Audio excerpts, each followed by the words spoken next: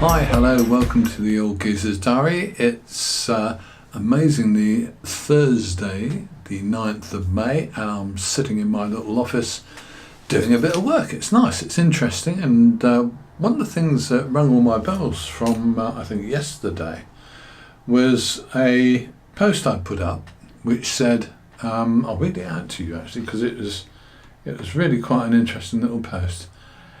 This is what it said, and I'll put it on screen as well. There was once a time in this country when you could work 40 hours a week, your spouse didn't have to work, and you retired at 60 with a pension. Today, 40 hours a week is barely enough to cover rent and food with dual incomes, and you'll likely never retire. That's the reality of our economy. Now that rung quite a lot of people's bells. It certainly rung mine. In this country, we have to say it was 65 was the retirement age. That particular 60 was from Canada. But it was 65. And my old chap, my dad, worked all his life. When he came back from the Second World War, he got a job the day after I was born in 1946 in a factory in Ipswich, and he worked there till he retired. That's a long time. But in all that time, my mum only went out to work for a fairly limited period, and she did that as a part-time job. I think she did a few mornings a week, 2 or 3 mornings a week, and the rest of the time was hers at home. But she looked after the house, and she didn't buy convenience foods because there weren't any. So she cooked everything from scratch. We had excellent meals. She did all the washing, she did all the ironing, she looked after the house, and that was what women did then. I'm hugely pleased with all the stuff that's happened since as far as women are concerned, but as far as families and couples are concerned, it's all gone a bit to hell, hasn't it? Most couples, both partners work. If the kids aren't at school, then that's okay. You can maybe not work, but if you want to make some money, you put the kids in care and you go to work.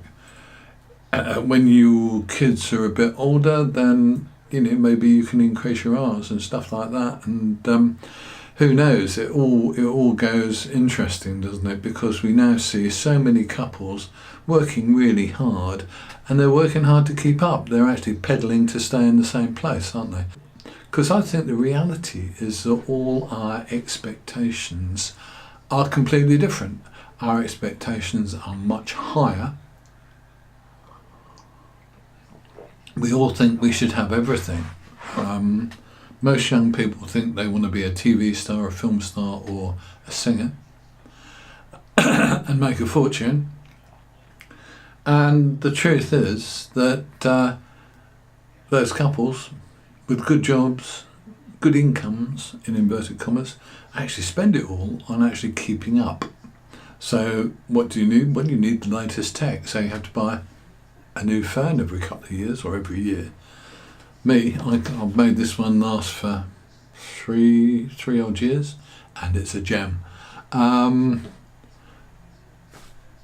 computer, well, I have to say my computers are getting a bit old, but I'm not going to replace them as long as I don't have to.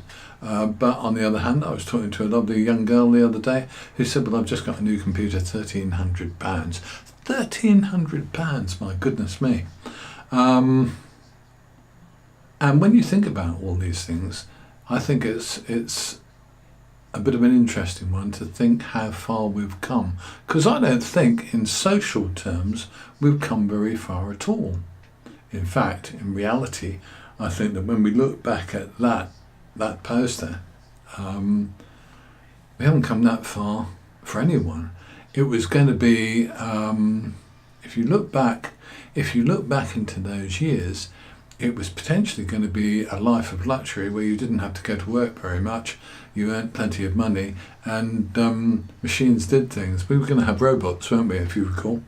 But it didn't happen. And I would say to you that our standard of living hasn't really in many ways improved from what it was then.